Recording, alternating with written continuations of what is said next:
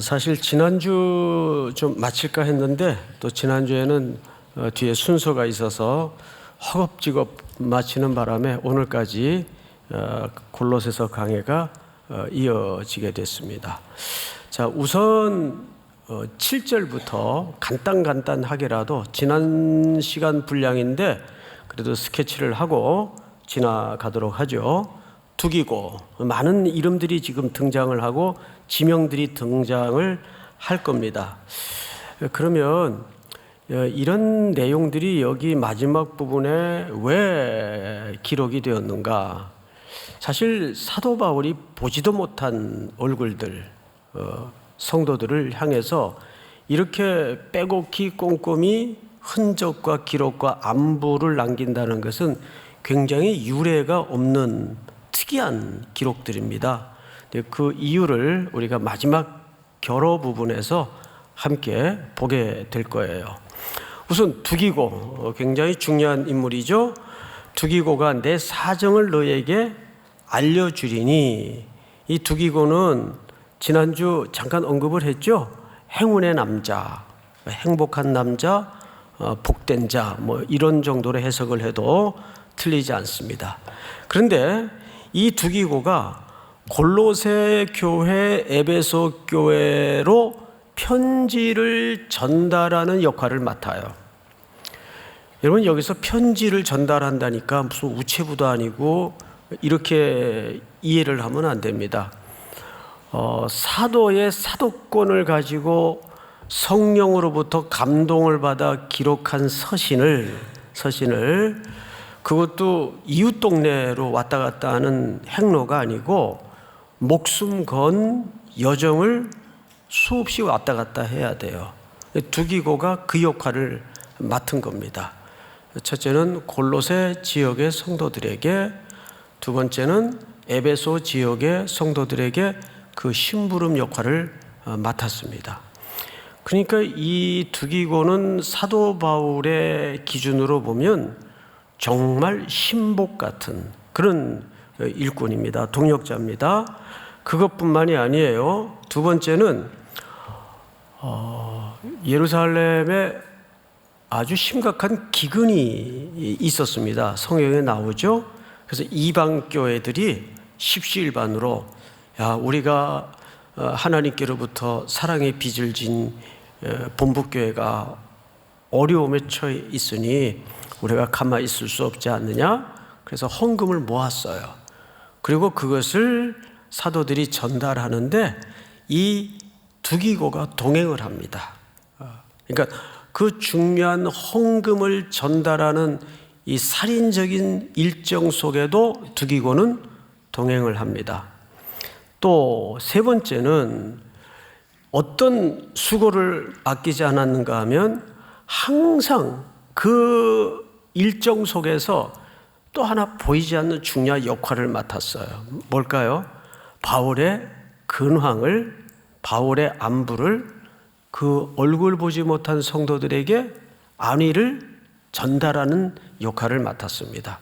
그리고 사실 사도 바울은 이러한 동역자들을 통해서 자기의 근황이 그 얼굴 보지 못한 또는 다른 히에라볼리라든지 에베소라든지 라오디게아라든지 골로새 지역의 성도들과 연대를 갖기를 원한 겁니다. 연대를.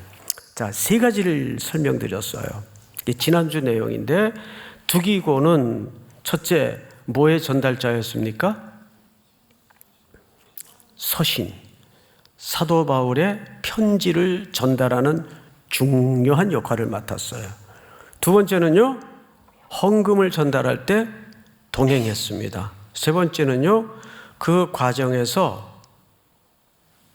바로 바울의 안부와 근황을 전하는 역할을 맡았어요. 이 역할을 총체적으로 성경은 어떻게 설명했는가를 잘 보세요.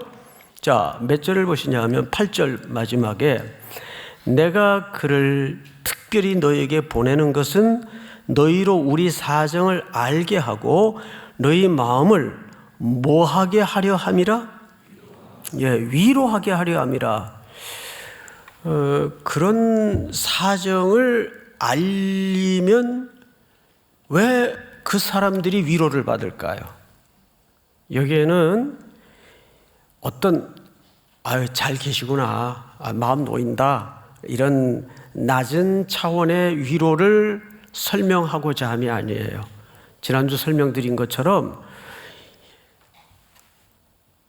복음을 누군가로부터 전달을 받아서 이제 히에라볼리에도, 라오디게아 지역에도, 특별히 골로새 지역에도 뭐가 생겼어요? 어린 교회가 세워졌단 말이에요.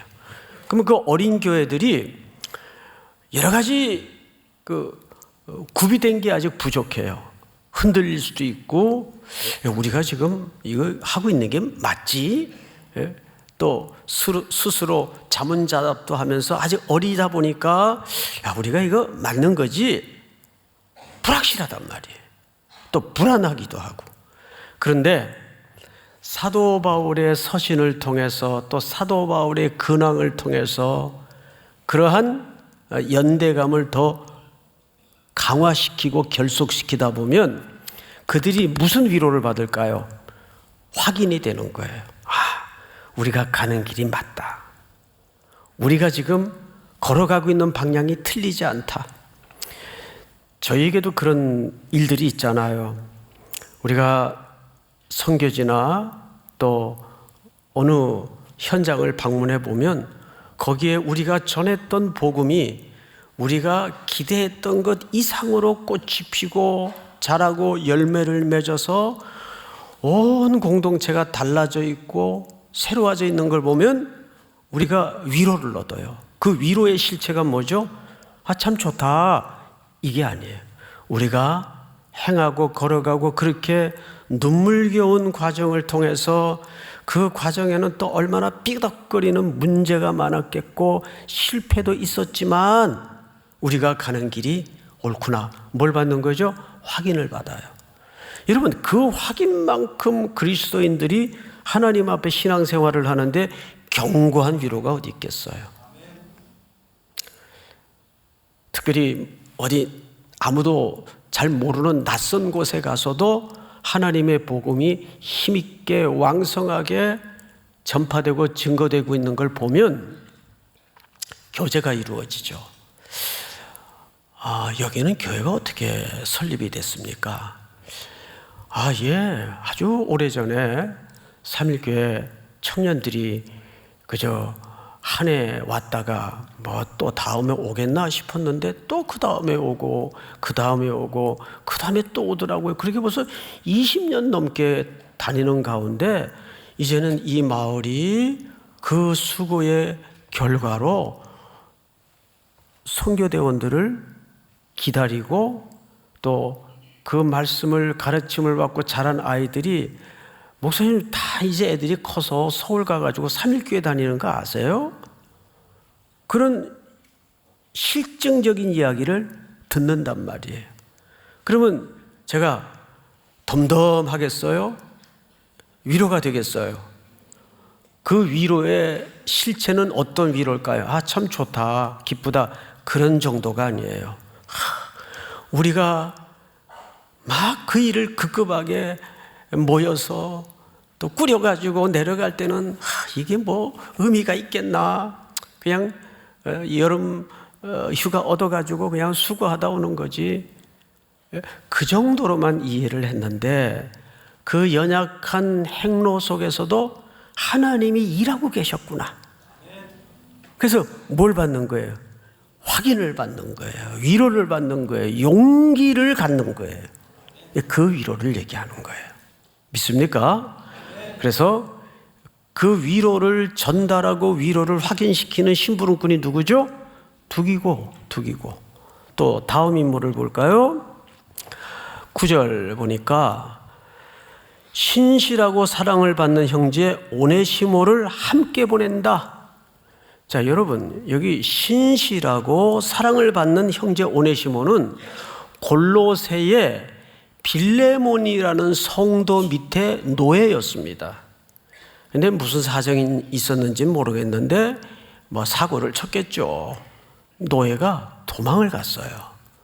도망을 가서 누구를 만나게 되었는가 하면 그것도 하나님의 우연을 가장한 필연적인 섭리겠죠. 사도 바울을 만난 거예요. 지금 갇힌 자가 된 사도 바울을 아마 찾아갔겠죠. 사도 바울이 찾았을 리는 불가능한 상황이고 해서 거기서 바울을 통해 복음을 접하게 됩니다. 그래서 그가 완전히 새로워져요. 뭘로 할 수 있죠? 여기 구절을 보니까 신실하고 사랑을 받는 형제, 현재 진행형을 썼어요.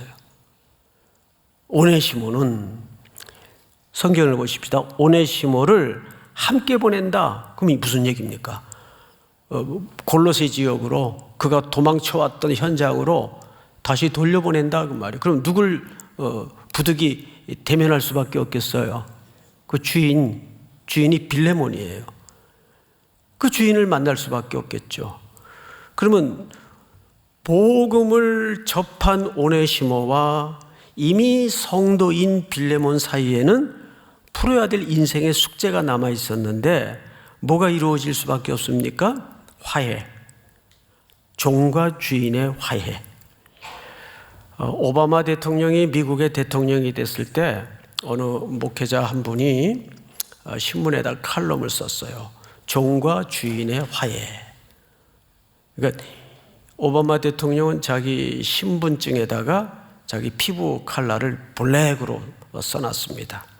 그리고 그의 고향도 아프리카인 것이 뭐 다 알려진 사실이고 해서 종과 주인의 화해가 이루어지는데 여기 순서를 보시면 오늘 성경의 기록 순서에 두기고가 먼저 나왔어요? 오네시모가 먼저 나왔어요? 두기고가 먼저 나왔죠. 그리고 그 다음에 오네시모를 소개합니다. 이 이름의 순서 또한 의도를 담고 있는 거예요. 누구에게 오네시모를 변호해주고 설명해주기를 바란 겁니까? 두기고에게. 충성스러운 종 두기고에게 같이 보내면서 이 사람아, 이 오네시모를 내가 당신 딸려 보낼 테니까 아직 주인하고는 풀지 못한 인생의 과제가 남아있는데 자네가 오네시모가 그동안 어떻게 변했고 어떻게 복음을 받았고 어떻게 새로워졌고 어떻게 신실하고 사랑받는 종이 되었는지 가서 잘 설명 좀 하게. 이렇게 변호 겸 동행자로 두기고와 묶어서 오네시모를 다시 골로새 그가 도망쳐 나왔던 주인 밑으로 돌려보냅니다. 그리고 볼까요? 몇 절을 보시냐면 10절 나와 함께 갇힌 아리스다고와 바나바의 생질 마가. 보통 이제 바나바의 생질 마가는 잘 알려져 있죠. 보통 바나바의 뭘로 알려져 있습니까? 조카. 그런데 사도행전 강해 속에서 제가 한번 언급한 적이 있어요. 조카보다는 사촌 동생이 맞다. 이렇게 설명을 수정했었습니다. 기억 안 나시죠? 예. 그래서 조카라는 생각보다는 그냥 바나바의 사촌 동생 정도로 이해를 하면 더 합리적인 설명이 될 것 같습니다. 학자들도 그렇게 이해를 합니다. 근데 이 마가는 마가의 다락방 그 주인집 아들이에요. 그 다락방만 해도 몇 명이 들어 앉았어요? 120명. 그러니까 다락방이 120명 들어 앉을 정도면 집이 잘 살았을까요? 못 살았을까요? 집이 대단히 넉넉한 집이었겠죠. 그래서 선교 여정 속에 그런 중도 탈락을 하죠. 그래서 학자들은 또 해석자들은 입방아를 아주 재미있게 찌어놔요. 역시 부잣집 아들이라 고생을 안 해봐서 중간에 그렇게 중도 탈락했다고. 성경이 말하지 않는 내용은 확신 있게 얘기할 필요는 없어요. 여러 가지 설이 있어요. 중간에 병이 들었다는 설도 있고 또 제일 그 합리적인 생각은 그 홈식이라고, 그러니까 향수병. 이거 무섭습니다, 여러분. 향수병 한 번 걸리면 외국에서 잠깐이라도 오랜 기간 머물렀던 경험이 있는 분들은 이거 뭔지 알 거예요. 여러 가지 설이 있는데 어디까지나 그것은 설일 뿐입니다.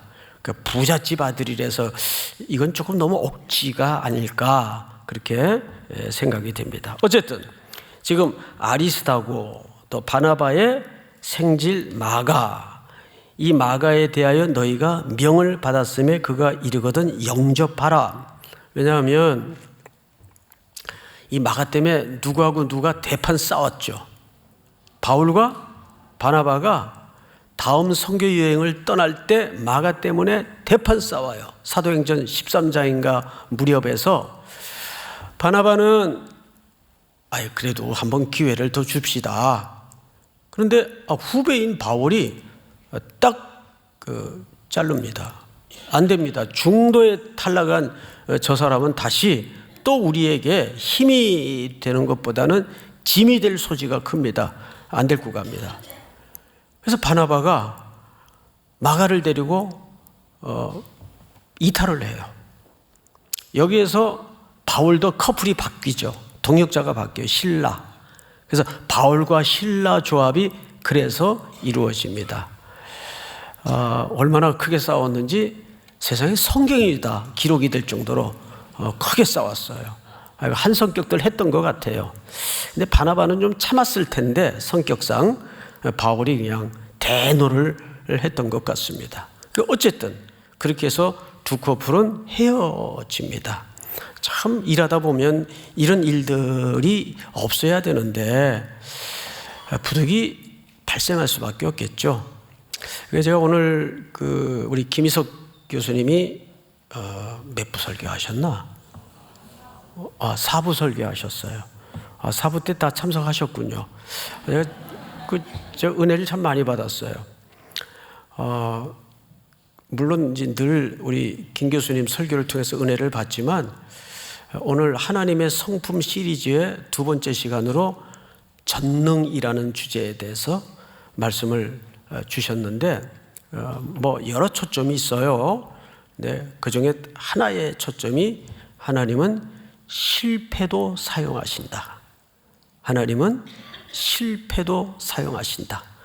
그러니까 오늘 오네시모 같은 인물도 사실은 주인에게 잘못해가지고 도망친 사람이에요.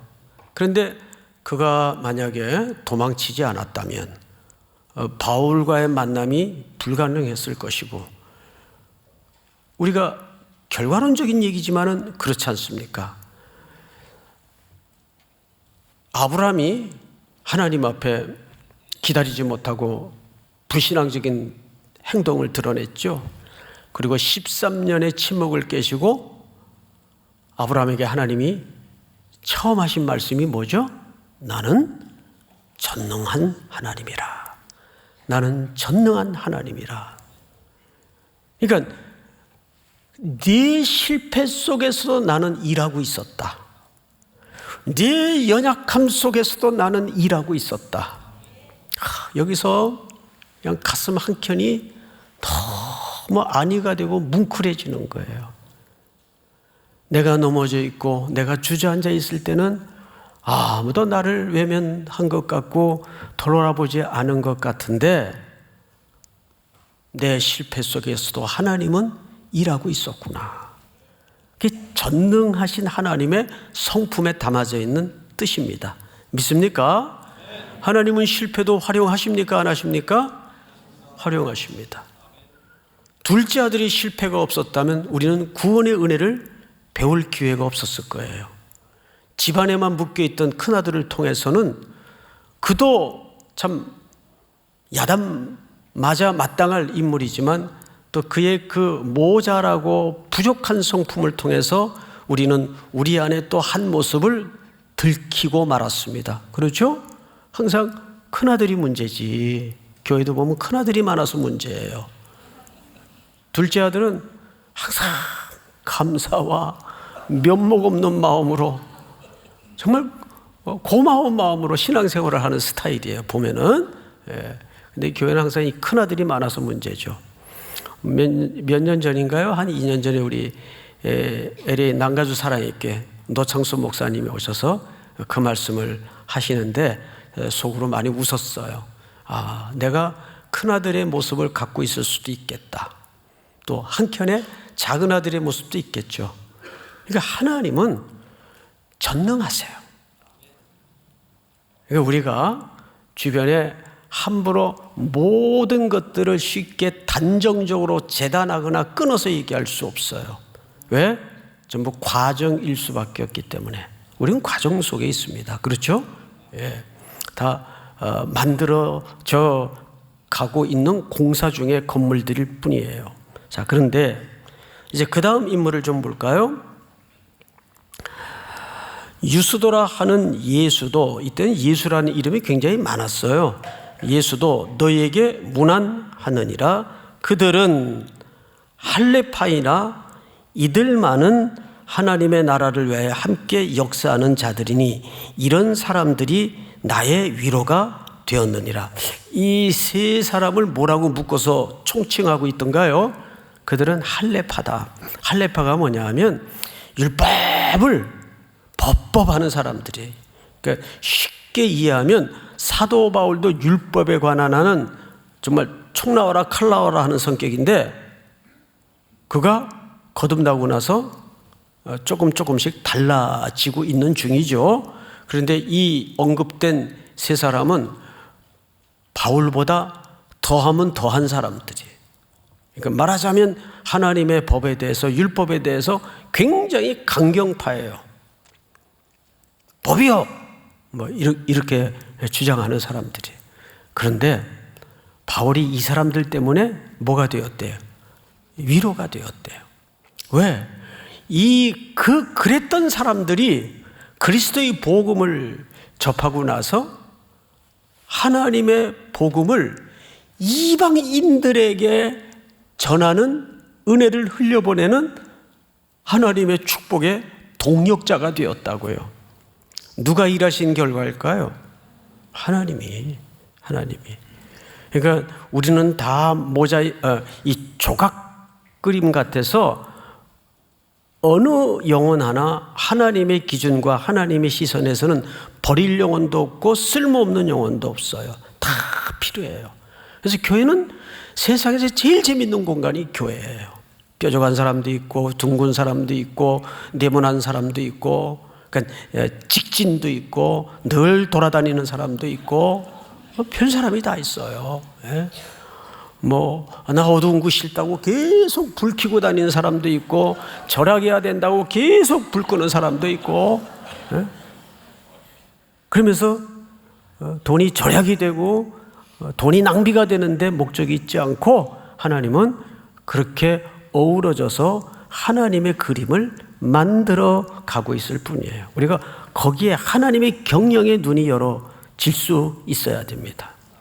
결국 이들이 이러한 소식을 연대하여 주고받음으로써 위로를 받는다는 말은 하나님의 경영에 대해서 피차가 위로가 되고 확인이 되는 거예요.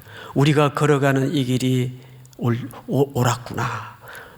이것이 하나님의 계획과 뜻 안에 있었던 것이 맞았구나. 이게 확인이 되면요, 정말 밥을 안 먹어도 배가 부르다는 말이 무슨 의미인지 알겠더라고요. 이게 확인이 되면. 믿습니까? 자, 성경을 다시 보십시다. 12절. 그리스도 예수의 종인 너희에게서 온 에바브라는 원래 복음을 최초로 골로새에 전해줬던 사람이에요. 에바브라가 너희에게 문안하느니라. 그가 항상 너희를 위해 애써 기도하여 너희로 하나님의 모든 뜻 가운데 완전하고 확신 있게 서기를 구하나니. 그러니까 에바브라는 이 성도들이 완전하고 확신 있게 서기를 항상 수고를 아끼지 않았던 인물 중에 하나입니다. 자, 우리 한번 12절만 같이 한번 읽어보십시다. 시작. 그리스도 예수의 종인 너희에게서 온 에바브라가 너희에게 문안하느니라. 그가 항상 너희를 위하여 애써 기도하여 너희로 하나님의 모든 뜻 가운데서 완전하고 확신 있게 서기를 구하나니. 에바브라가 골로새 교회 성도들뿐만 아니라 그 인근의 삼각형으로 구성되어 있는 히에라볼리, 라오디게아 이 지역의 성도들에게까지 아마 연대하여 돌아보면서 섬겼던 사람 같습니다. 그런데 두 가지를 애쓰고 또 기도했어요. 뭐냐 하면 온전하게 확신 있게 서기를 기도하면서 수고를 아끼지 않았어요. 이런 걸로 보아서 이방 땅에 간접적인 복음을 들어서 생겨진 교회들이 지금 한창 제대로 휘청휘청하면서도 이제 서가고 있는 과정이란 말이죠. 그러니까 얼마나 불안하고 아직 미성숙한 부분이 많았겠습니까? 자, 그런데 13절, 그가 너희와 라오디게아에 있는 자들과 히에라볼리에 있는 자들을 위하여 많이 수고하는 것을 내가 뭐하노라? 증언하노라. 그러니까 이 삼각형 지역에 존재하기 시작하고 설립되기 시작한 교회 성도들을 위해서 이렇게 왔다 갔다 하면서 이 에바브라가 많이 수고한 것을 기록으로 남겨놓고 있습니다. 자, 또 볼까요? 14절 시작. 사랑을 받는 의사 누가와 또 데마가 너희에게 무난하느니라. 자, 여기 누가가 나오는데 이 누가는 바울과 동행했던 의사 누가로 보면 정확합니다. 근데 그 당시 의사에 대해서 좀 여러분 시대적 문맥에서 이해를 가질 필요가 있는데, 요즘은 뭐 의사가 대단하죠. 또 벌이도 좋고. 저는 의사 돈 많이 받는 거에 대해서 아무 불만이 없어요. 병원 가서 보면 아유, 이분들 정말 월급 많이 받아도 좋다 할 정도로 수고가 커요. 그리고 요즘은 의대 들어가기도 어려워요. 지방대도 어려워요. 요즘은 그 의대가 아주 인기인데, 한때는 또 그 공대가 인기였어요. 공대. 뭐 요즘도 공대가 근데 옛날만 못하죠. 저희 그 학교 다닐 때는 부모님들이 기술 배워라 그랬어요. 기술 배우면 정년도 없고 평생 먹고 살 수 있으니까 기술 배우라 그랬어요. 근데 저는 죽었다 깨어나도 이과가 아니에요. 예. 딱 보면 알겠죠? 예, 이과가 절대 아니에요.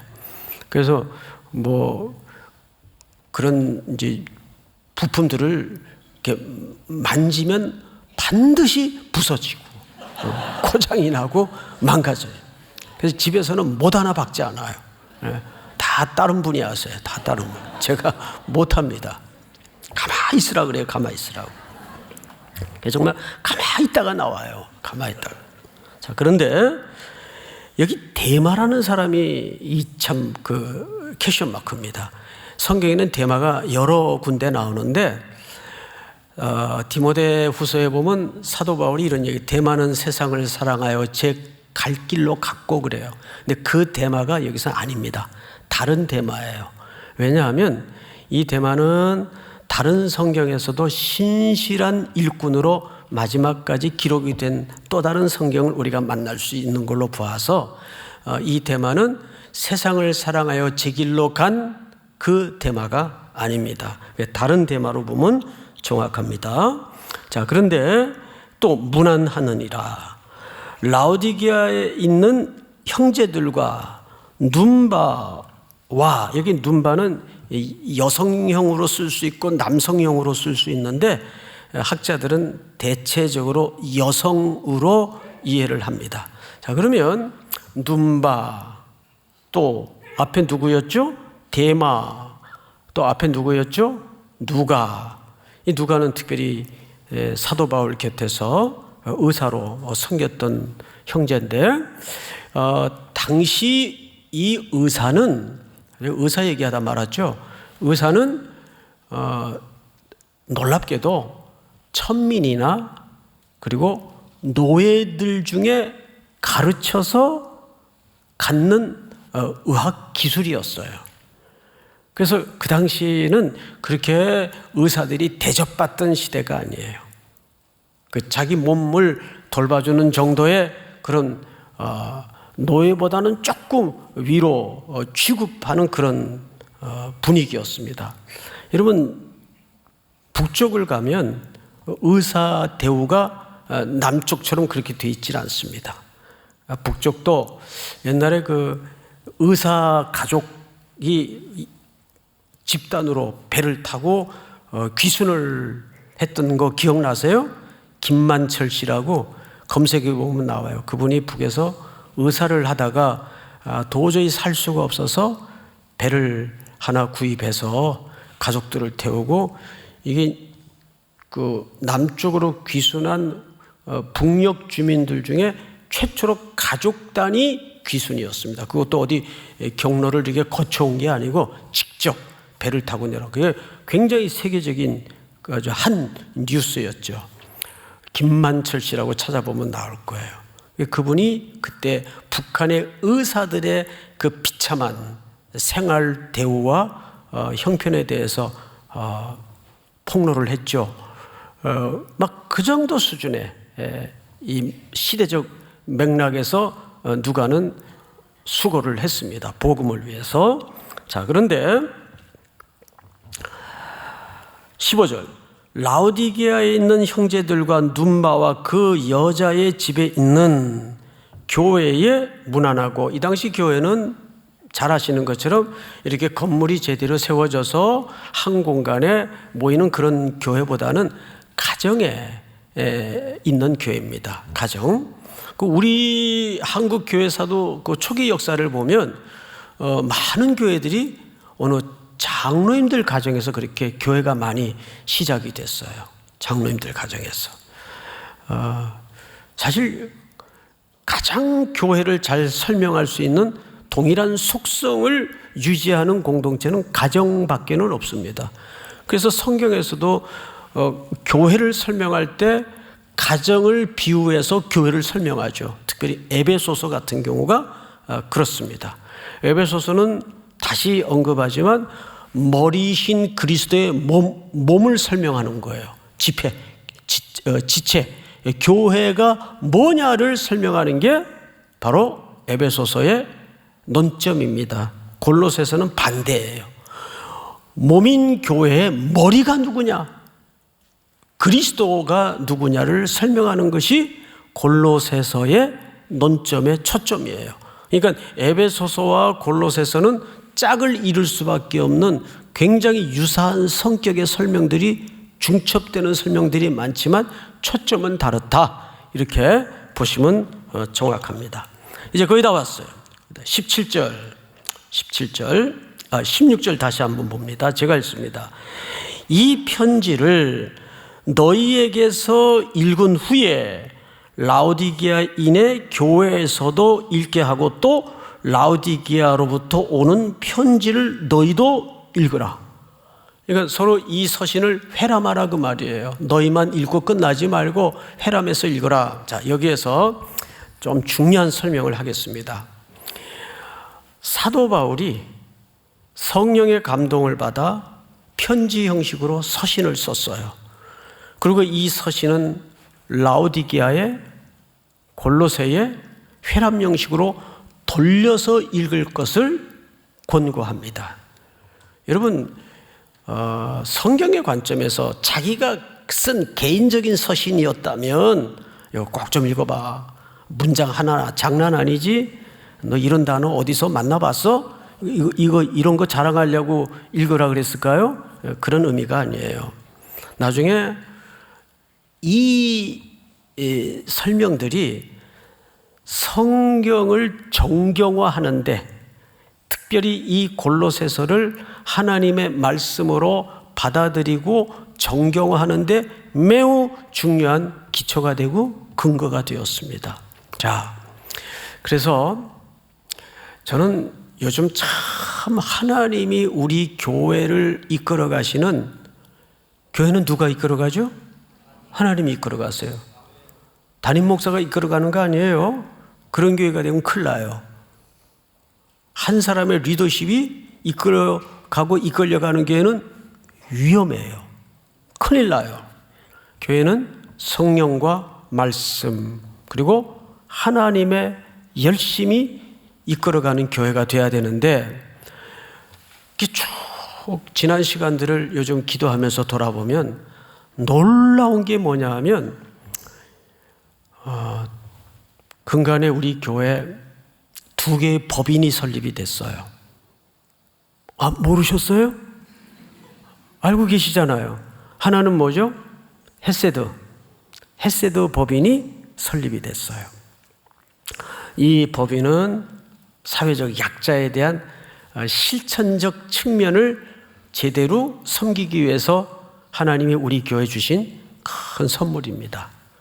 아시는 것처럼 공동회를 거쳐서까지 이 법인을 오랜 시간 준비했습니다. 그리고 여러분들이 드린 헌금이 또 많이 지출이 됐죠. 그래서 여기서 지금도 노숙인들, 또 여러 가지 장애를 입은 분들, 사회적 약자에 대해서 지금 모색하고 어떻게 앞으로 구체적으로 사회가 미처 돌아보지 못하는 그런 사회적 사각지대까지 교회가 그 빈틈을 은혜와 사랑으로 메꾸어 줄까 여기 좀 살피고 있어요. 그런데 교회가 한마디로 일만 한다고 균형이 맞아질까요? 그렇지 않습니다. 거기에는 반드시 왜 이것을 해야 되고 이 목적이 건강한가? 이건 뭘로 알 수 있습니까? 성경과 성경의 가치, 신학적 가치가 정립되지 않으면, 자, 우리가 예를 들어 구제를 합시다. 그럼 교회는 구제기관이 아닙니다. 구제를 내포하는 기관이지 교회는 구제단체가 아니에요. 그런데도 왜 교회가 존재하는 이유가 구제를 반드시 해야 되는가? 이게 사실 굉장히 어렵죠. 논리 자체가. 구제는 교회의 목적이 되어서는 안 돼요. 선교도 교회의 목적이 되어서는 안 돼요. 선교나 구제는 교회가 존재하는 이유입니다. 왜? 그 안에 하나님의 구원의 방식이 담아져 있기 때문에. 이런 걸 다 어디서 연구합니까? 미셔널 신학 연구소에서 하는 거예요. 그래서 실행의 공동체인 헤세드 법인을 허락하셨고, 이것과 균형을 이루기 위해서 미셔널 신학연구소를 하나님이 허락하셨어요. 이번에 10월쯤에 두 번째 아주 중요한 책이 우리 연구소에서 나오는데, 선교적으로 성경 해석하기. 제목이 지금 글자가 다 맞는 건 아닌데, 선교적 성경 해석이라는 주제로 책이 편집이 돼서 하나 나옵니다. 저는 이번에 이 발간되는 책이 긴 호흡에서 한국교회 건강한 방향성에 큰 도움이 되었으면 좋겠어요. 이유가 있어요. 한국교회는 지금 그동안 하나님께서 인적으로, 물적으로 어마어마한 은혜를 부어주셨는데, 과연 그 하나님의 은혜를 제대로 흘려보내고 있고, 제대로 그 재정과 하나님의 은혜들이 재정 차원을 넘어서 그건 은혜인데, 인적 자원도 은혜인데, 그 은혜가 옳은 방향으로 모든 사람들이 그리스도 앞에 설득되고 하나님의 영광 앞에 무릎 꿇도록 흘러가고 있는가 할 때 퀘스천 마크가 많아요. 이런 방향을 잡아주는 게 뭐가 있어야 되겠어요? 신학적 정리와 그 신학은 어디서 나올 수밖에 없냐 하면 성경을 어떻게 읽어내느냐의 관점에서 나올 수밖에 없단 말이에요. 그래서 아마도 이제 70주년을 맞는 내년쯤이면 우리 3.1 공동체는 교회 학교 아이들까지 할 것 없이 특별히 먼저 교역자들이 왜 성경을 선교적 관점에서 새롭게 읽어야 되는가를 우리가 1년 내내 철학으로 이제 강조하게 될 겁니다. 자, 이런 방향과 가치관을 고민하고 한국교회 앞에 섬기기를 몸부림치는 기관이 바로 연구소입니다. 그러면 거기에 나와 있는, 거기에서 정리된 가치관을 통해서 우리가 구제를 해도, 선교를 해도 어떻게 구제를 하고 왜 구제를 해야 되는가에 대한 실행적 방향이 바로 잡히게 되는 거죠. 그래서 이 둘은 따로 갈 수가 없어요. 항상 고민이 같아야 됩니다. 그러니까 하나님께서 지난 10년여간에 하나씩 하나님의 은혜를 밀어붙이셔서 모았다가 성도들이 오랜 시간 기다렸던 이 두 법인을 한꺼번에 허락하게 하셨고 길을 열어주셨습니다. 이것도 이제 자리 잡는 데 또 많은 어려움들이 있어요. 재단의 법인의 가장 중요한 것은 재정적 독립입니다. 근데 아직은 교회의 절대적인 지원과 후원 없이는 독자 생존이 어려운 상황인 건 여러분들이 더 잘 알 겁니다. 그러니까 뭐 법인했으니까 뭐 돈도 또 나눠줬겠다. 뭐 알아서 해야지. 언제까지 교회에 손 벌릴 거야. 주님 오실 때까지. 그것은 우리가 도와주는 측면이 아니라 한국교회를 위해서 이바지하고 섬긴다는 시각으로 인식을 좀 전환했으면 좋겠어요. 마지막으로 자, 잠깐 마지막이 아니고 이 얘기를 제가 왜 했는가? 항상 이 얘기하다 보면 자기 얘기만 하고 끝나는데 제 얘기가 아니고 사도 바울이 이런 편지 형식을 통해서 글을 남겼기 때문에 그 하나님의 마음과 뜻과 계획이 수천 년의 역사의 언덕을 넘어서도 우리에게 명확하게 전달이 되는 거예요. 믿습니까? 그래서 저는 소원이 있다면 우리 교회 젊은이들 가운데 좋은 학자들, 꼭 신학만이 아니에요. 정말 건강한 시각을 가진, 제가 오늘 오후에도 잠깐 어느 청년하고 대화를 했는데 공부하는 주제가 북한 주민들의 삶의 질에 대해서 박사까지 한 분이에요. 지금 강의도 하고 있는데 아주 그 비전에 대해서 너무너무 명료하고 똑똑한 청년이에요. 그리고 이제 포닥을 위해서 또 다른 나라로 떠나는데 잠깐 추석 인사 이제 와서 대화를 했는데 그런 청년들이 사회에 잘 준비되면 그게 바로 제가 몇 주 전에 프랑크푸르트 얘기를 하면서 이 기독교의 가치관이 바탕이 된 문화의 역량, 문화의 힘이 만들어지는 거예요. 그게 하루아침에 되는 문제가 아니에요. 그래서 우리 일반 청년들 가운데도 물론 신학도 중요하죠.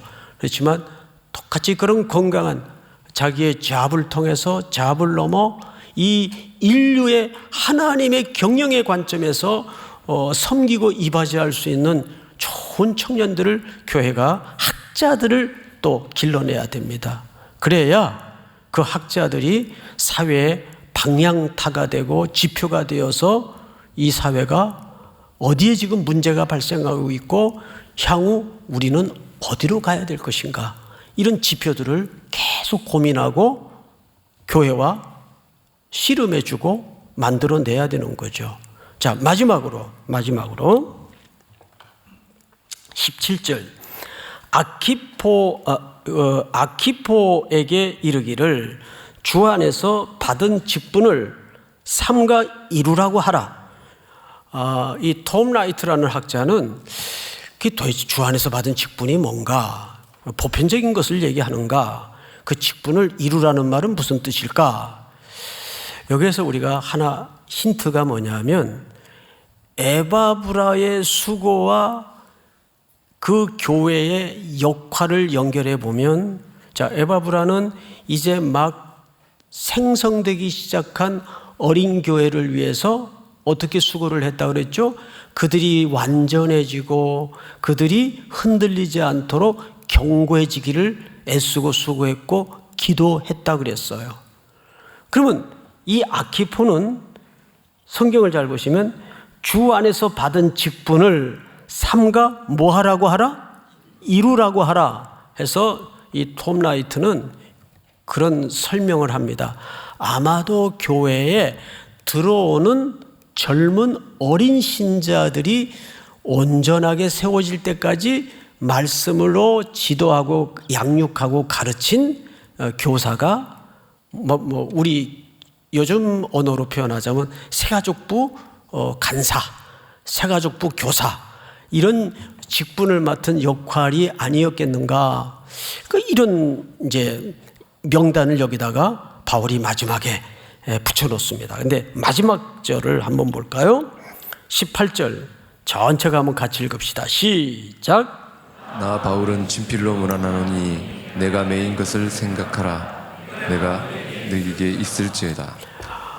바울이 친필로 썼다 그랬어요. 근데 여기서 말하는 친필은 이 전체를 바울이 친필로 썼다는 말이 아니에요. 이 당시는 관례가 대피를 다 시킵니다. 그러니까 구술을 하는 거죠. 사실 디모데서 같은 경우도 바울이 다 쓴 책이 아니에요. 그럼 가짜 성경 아니냐? 그런 게 아니라 그 시대는 다 대피를 시킨 다음에 이것이 내 말이고 내 의중이고 내 생각이라는 것을 마지막에 사인을 합니다. 그런데 바울은 여기서 친필로 문안한다라는 말은 이 마무리 부분이나 앞에 인사 부분 정도는 자기가 직접 썼다는 이야기가 돼요. 그건 무슨 뜻일까요? 왜 우리도 외부에서 어떤 원고 청탁이 오면 거의 매일 한 건씩 추천 의뢰가 들어와요. 사람에 대한 추천이든지 책에 대한 추천이든지. 그래서 책방에 이렇게 나가보면 깜짝 놀래요. 이 책도 내가 추천을 했었나? 그럴 정도로 하도 추천사를 많이 쓰니까.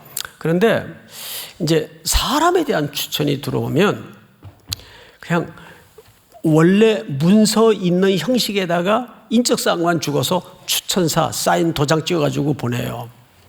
그런데 내가 좀 이 친구는 꼭 좀 살펴줘야 되겠다 하는 친구는 제가 타자, 그러니까 워드로도 안 하고 친필로 씁니다. 그 유명한 설사체를 친필로 써요. 그래서 사인까지 딱 하면 반드시 거기서 연락이 와요. 담임 목사님이 이렇게 친히 글을 쓰셔서 유심히 봤는데 정말 진심이 담아져 있고 감동을 많이 받았습니다. 그래서 담임으로 나간 우리 목사님들이 몇 분 계세요. 바울이 여기서 친필로 썼다는 것은 유독 얼굴 한 번 본 적이 없는 사람들이지만 강렬한 연대적 마음을 갖고 있다는 의중이 됩니다. 그러면서 이런 얘기를 해요. 잘 보세요. 은혜가 너희에게 있을지어다. 은혜가 너희에게 있을지어다. 내가 매인 것을 친필로 문안하노니 내가 매인 것을 생각하라. 은혜가 너희에게 있을지어다. 이 말은 무슨 뜻인지 아세요? 그냥 마지막 인사 멘트가 아니라 나는 비록 묶였지만 은혜는 흘러가고 있다 그 뜻이에요. 근데 바울의 글들을 종합해 보면 여러분, 바울은 놀랍게도 은혜를 가르친 적이 없어요. 은혜란 말이지 설명한 적이 없어요. 은혜를 말할 뿐이에요. 이 뭐가 다를까요? 이런 거죠.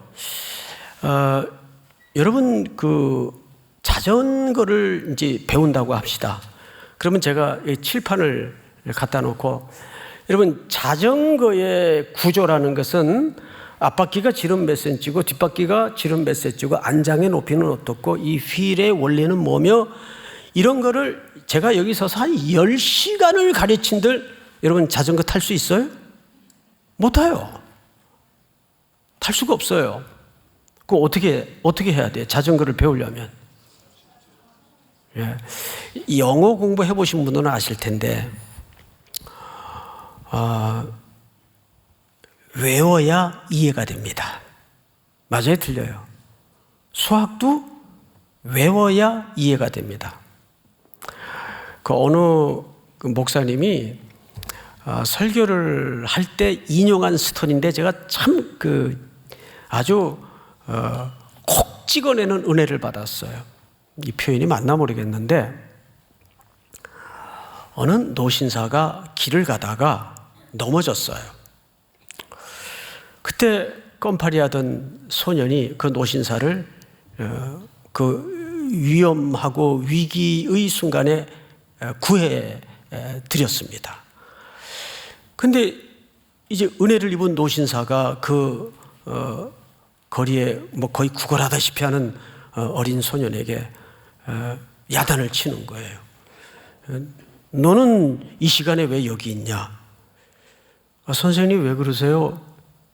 선생님이 위험할 때 도와드렸는데 그 말이 아니고 네 지금 나이나 상황으로 봐서 너는 지금 공부를 하고 있어야 될 나이인데 학교에 가 있어야 될 시간인데 너 여기 왜 있냐? 그래서 이제 집안 사정 얘기를 했겠죠. 아버지 일찍 돌아가시고 홀어머니 계시는데 어머니도 몸이 안 좋으세요. 이제 자식은 나 하나인데 나마저 두 손 묶어놓고 있으면 우리 집 굶어요. 그래서 학교 갈 수 없어요.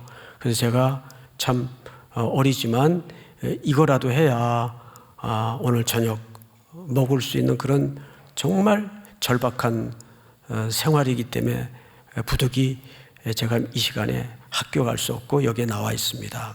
그래, 그러면 아저씨가 너를 학교를 보내주마. 그 다음날 그 소년이 거기에 왔어요.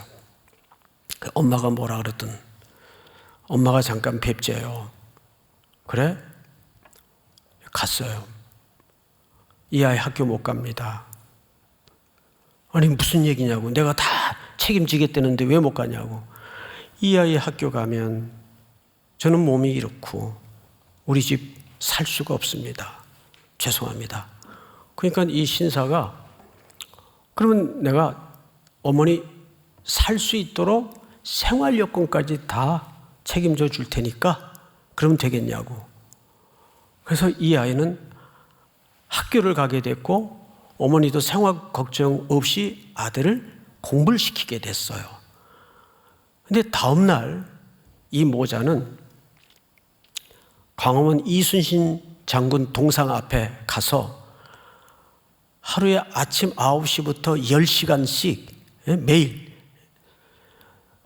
나를 이곳에 이렇게 은혜를 주신 그 노신사 그분을 찬양하고 그분을 노래하고 하루에 10시간씩 그러고 있으면 그게 맞는 거냐고. 너무 웃기는 만든 얘기인데 그게 맞는 거예요? 학교를 보냈으면 뭐 해야 돼요? 공부를 해서 훌륭한 사람이 되고 향후 미래를 꿈꾸는 건강한 청년이 돼야죠. 그렇잖아요? 우리의 신앙생활이 그 함정에 빠져 있다는 거예요. 이거는 은혜라는 말은 설득하거나 가르치는 말이 아니잖아요. 설명할 수 있는 말이 아니잖아요. 이 은혜는 묶여있는 바울을 통해서 또 골로새 지역에 흘러갔어요. 에바브라를 통해서 또 라오디게아에 그리고 히에라볼리 지역에 흘러가기 시작합니다.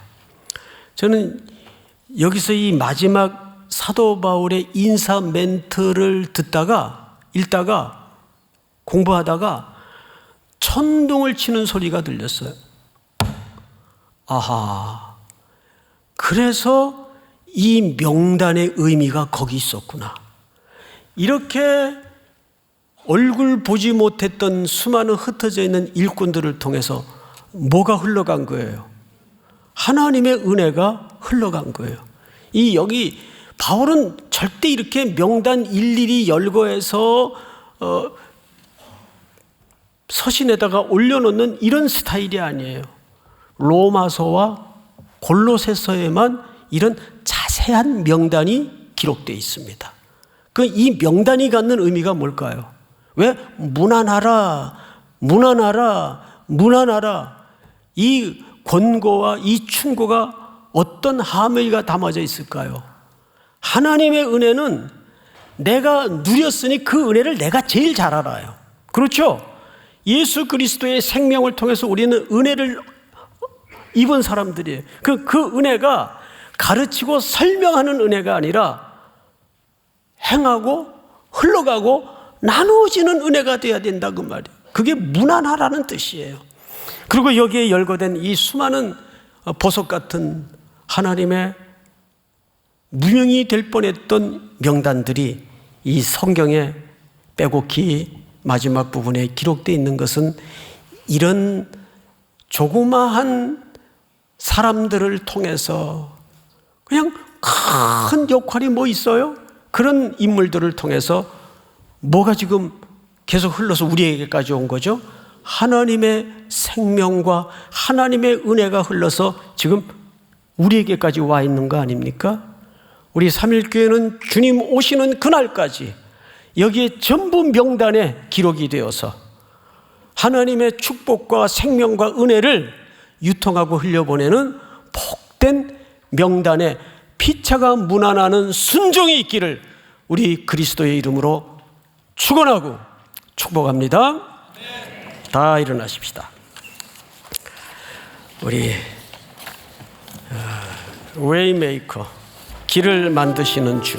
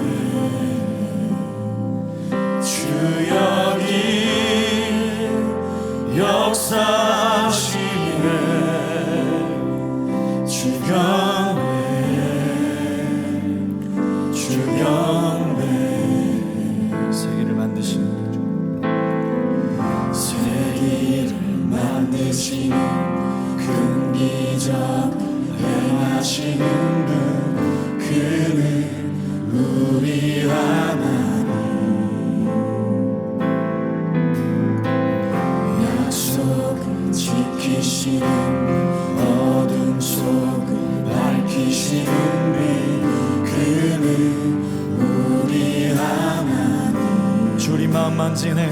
주리 마음 만지네. 주가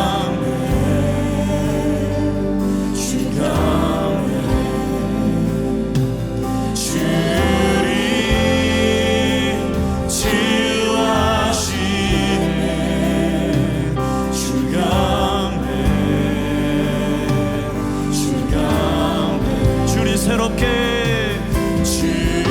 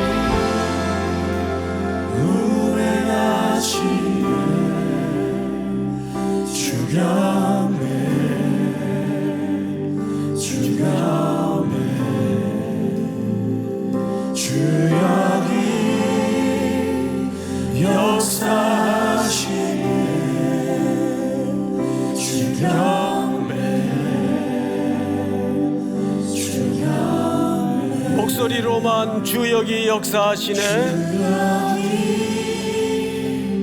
역사하시네.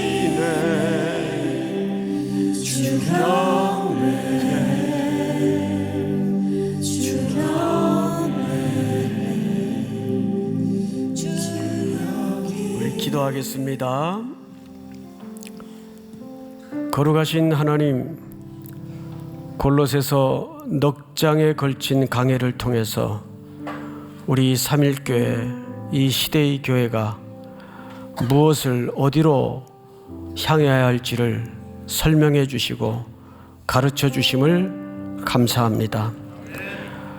빼곡히 열거된 믿음의 사람들의 명단의 이유에 대해서 우리의 남은 시간들도 우리에게 이미 임한 하나님의 은혜를 소통하고 흘려보내며 거룩한 주의 명단에 열거되는 복된 성도들이 되도록 함께하여 주시옵소서. 특별히 또 한 주를 살아갑니다.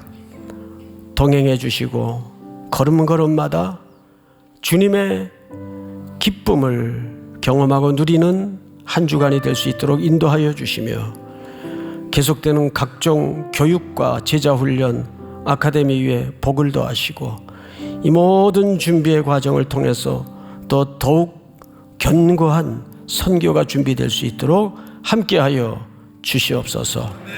두 법인을 우리 교회에 허락하여 주심을 참 감사합니다. 이 두 기관을 통해서 그리스도의 손, 발에 순종이 있도록 도우시고 예수 그리스도를 머리로 한 교회의 존재의 이유를 함께 고민하며 한국교회 앞에 설득하는 연구기관이 되도록 이끌어 주시옵소서. 우리 청년들이 맞이할 일터 위에도 은혜와 복을 더하셔서 사람이든지 일이든지 연약해서 부족한 일들이 벌어질지라도 하나님은 전능하셔서 그 실패를 통해서 주님의 선하심을 드러내시는 전능자이심을 고백하며 순종하는 또 승리의 한 주가 되도록 믿음을 새롭게 하여 주시옵소서. 물질적으로 핍절한 성도들, 영육이 공고하여 슬픔에 잠겨있는 성도들의 형편과 사정을 돌아보시고 깨끗이 치유되게 하시고 회복하여 일어날 수 있도록 은혜를 새롭게 하여 주시옵소서. 삶의 공고한 문제들 앞에 어떡하나 아파하고 신음하고 두려움에 가득 붙들려 있는 성도들, 아무것도 염려하지 말고 오직 모든 일에 기도와 간구로 너희 구할 것을 감사함으로 하나님께 아뢰라. 그리하면 모든 지각에 뛰어난 하나님의 평강이 그리스도 예수 안에서 너희 마음과 생각을 지켜주시마 하신 하나님께 그 용기의 기초를 둘 수 있도록 은혜를 새롭게 하여 주시옵소서. 지금은 우리 구주 예수 그리스도의 은혜와 하나님 우리 아버지의 놀라우신 사랑하심과 성령님의 교통, 위로 충만케 하시는 역사가 오늘 머리 숙여 경배를 드리는 사랑하고 사랑하는 우리 귀한 3일의 성도들, 해외, 군에 멀리 출타해 있는 가족들, 복중의 생명까지 영원토록 함께 있을지어다. 아멘.